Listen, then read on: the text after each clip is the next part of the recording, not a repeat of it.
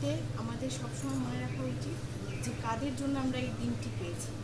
আমরা পেয়েছি অনেক কষ্টে, অনেক রক্ত ঝরার পরে, অনেক মায়ের বুক খালি হয়ে গেছে, অনেক স্বাধীনতা সংগ্রামী চিরতরে নির্বাসনে গেছে, তারপরে আমাদের এই স্বাধীনতা এসেছে।